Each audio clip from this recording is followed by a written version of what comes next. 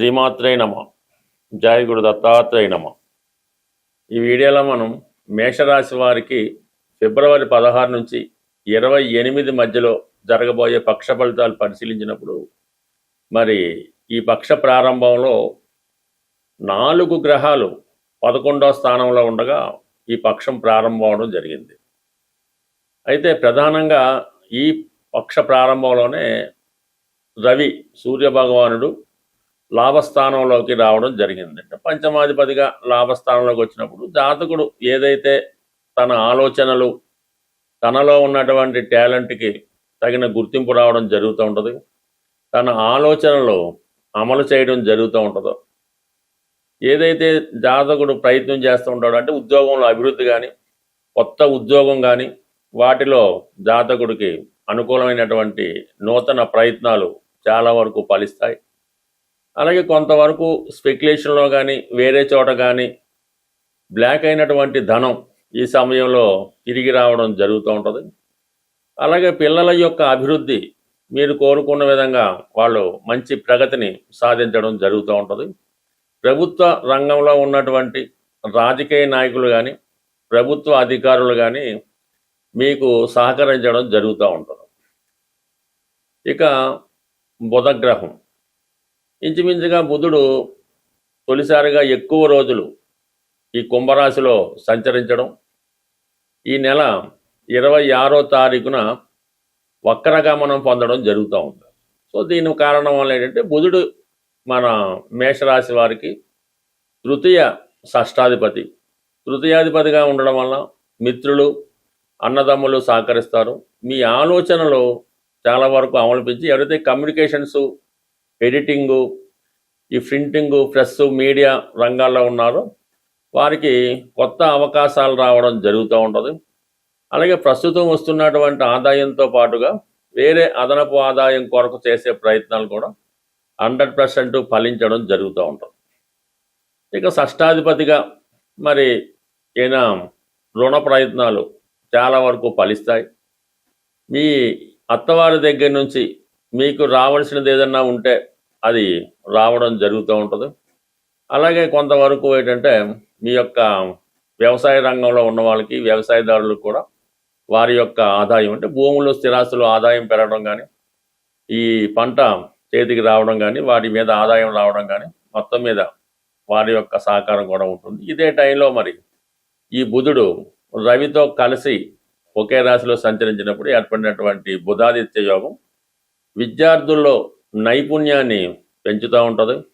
అలాగే విద్యార్థులు ఏదైనా పార్ట్ టైం ఉద్యోగం కొరకు కానీ, అలాగే దూర ప్రాంతంలో విదేశంలో ఉన్నటువంటి చదువు కొరకు వెళ్ళినటువంటి స్టూడెంట్స్కి అక్కడ జీవనోపాధి నిమిత్తం చేసే కొత్త ప్రయత్నాలు, ఉద్యోగ ప్రయత్నాలు చాలా వరకు ఈ సమయంలో ఫలించే అవకాశం ఉంది. కాబట్టి మనస్ఫూర్తిగా మీరు ప్రయత్నం చేయడం వల్ల 100% మీకు జీవనోపాధికి తగినటువంటి అవకాశాలు రావడం జరుగుతూ ఉంటుంది.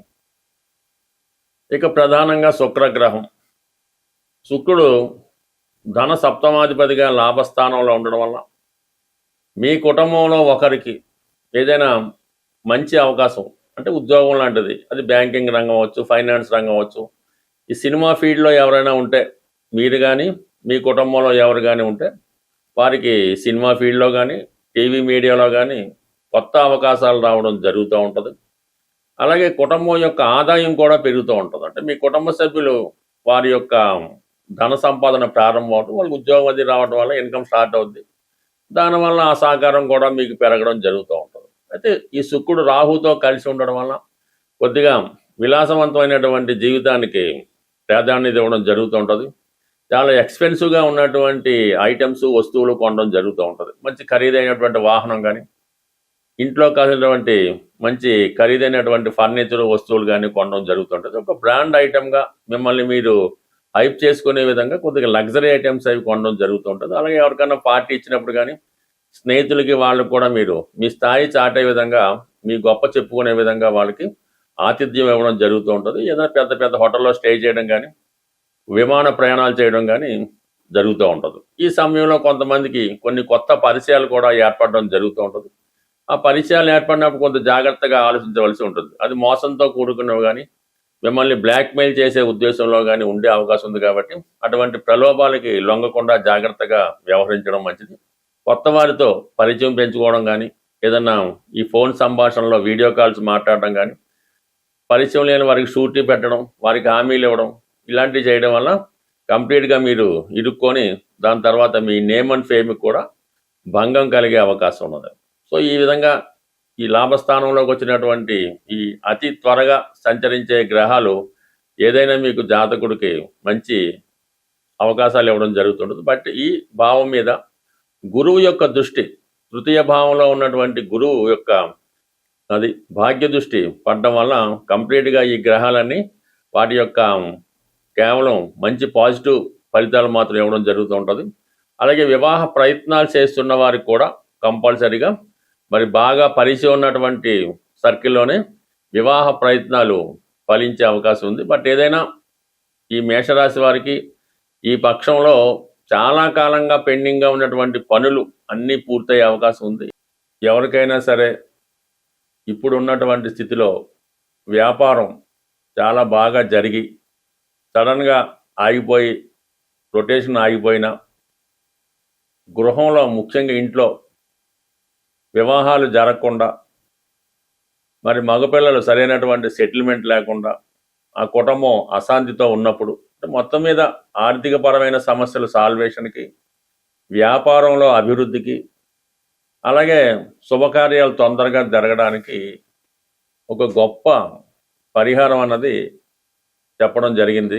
అది శాస్త్ర గ్రంథాల్లో పెద్దలు చెప్పడం వల్ల అనుభవజ్ఞులంటి సలహా మేరకే ఈ యొక్క ప్రయోగం మీకు చెప్పడం జరుగుతుంది.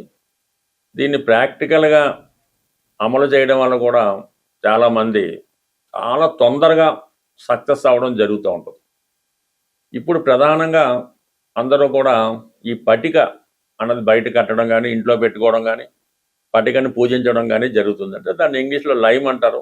అది వాటర్ ప్యూరిఫికేషన్ కోసం గతంలో వాటర్లో కలుపుతుండేవారు. ఇప్పుడు విరివిగా అన్ని పూజా స్టోర్స్లో కూడా దొరుకుతుంది. ఇది ప్రధానంగా పటిక. అంటే పటిక అన్నది అక్కడ ఉన్నటువంటి నెగిటివ్ ఎనర్జీ, ఏ రకమైనటువంటి నెగిటివ్ ఎనర్జీ అన్నా దాన్ని రిమూవ్ చేయడం జరుగుతూ ఉంటుంది.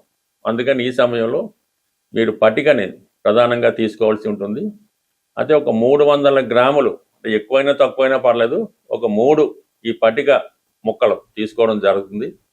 అలాగే ఎరుపు క్లాత్, ఆకుపచ్చ రంగు క్లాత్, పసుపు రంగు క్లాత్, అంటే 3 రంగులు విడివిడిగా ఒక పాకెట్ సైజు, హ్యాండ్ కర్చీఫ్ సైజులో ఉంటే సరిపోతుంది. అవి ఖచ్చితంగా కొత్తవి మాత్రమే అయి ఉండాలి.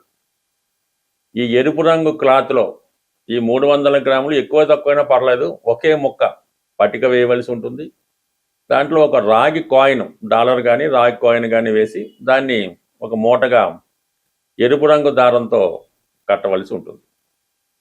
అలాగే పసుపు రంగు క్లాత్లో, ఈ జీవబ్రహ్మాల సైజు పసుపు రంగు క్లాత్లో ఈ పటిక ముక్క, ఒక దుంప పసుపు అని ఉంటుంది, అటువంటి పసుపు కొమ్మ ఒకటి వేసి పసుపు రంగు దారంతో దాన్ని మూటగా కట్టవలసి ఉంటుంది. ఇక ఆకుపచ్చ రంగు క్లాత్లో ఈ పట్టిక, అలాగే సిల్వర్ కాయిన్, తక్కువైనా ఎక్కువైనా కాయిన్ అయినా పర్లేదు, సిల్వర్ అయినా పర్లేదు, అందులో వేసి ఆకుపచ్చ రంగు దారంతో దాన్ని మూటగా కట్టవలసి ఉంటుంది. దాని తర్వాత ఈ 3 కలిపి ఒక తాడుతో శుభ్రంగా కట్టి, అది వ్యాపార సంస్థ అయితే వ్యాపార సంస్థ బయట, అంటే గుమ్మం, అంటే ఎవరైతే ఖాతాదారులు వస్తూ పోతూ ఉంటారో దానిపైన కట్టవలసి ఉంటుంది. అదే ఇంట్లో అయితే గుమ్మం పైన, అంటే గుమ్మం కింద మనం నడిస్తే పైన ఈ మూట ఉండే విధంగా మీరు అరేంజ్ చేసుకుని, కట్టే ముందు మాత్రం మీకు అనుకూలంగా ఉన్నటువంటి ఏ సాధనతారో, క్షేమతారో, లేదంటే ఏ బుధవారం ఆదివారం చక్కగా ఎవరికన్నా పెద్దవారితో కానీ, మీకు సర్వెంట్ ఉంటే వాళ్ళతో కానీ పైన కట్టించి వాళ్ళకి ఎంతో కొంత దక్షిణగానో బహుమతిగానో ఇవ్వాల్సి ఉంటుంది. కట్టిన ముందు మాత్రం ఒకసారి సాంబ్రాణి పొగ వేస్తే సరిపోతుంది. ఈ విధంగా చేయడం వల్ల చాలా తొందరగా మరి తిరిగి మీ వ్యాపారం పుంజుకోవడం, ఆగిపోయినటువంటి మీ అభివృద్ధి, శుభకార్యాలు ఏదో ఒకటి కంప్లీట్గా కొంత మూమెంట్ మాత్రం తొందరగా రావడం జరుగుతూ ఉంటుంది.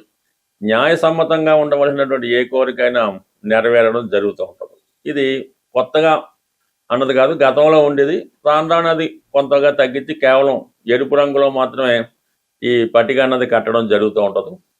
ఇంకా దీనికి కొంతమంది ఈ నల్ల జీడిపక్కలు అవి కూడా కట్టచ్చు. కానీ ప్రస్తుతానికి ఈ చిన్నపాటి రెమెడీ ప్రస్తుతం సక్సెస్ఫుల్గా వర్కౌట్ అవుతుంది. ఒకసారి ప్రయత్నం చూడండి, పెద్ద నష్టమే ఉంటుంది. కంప్లీట్గా మీకు కొన్ని కొత్త మార్పులు తప్పకుండా రావడం జరుగుతుంది. స్వస్తి.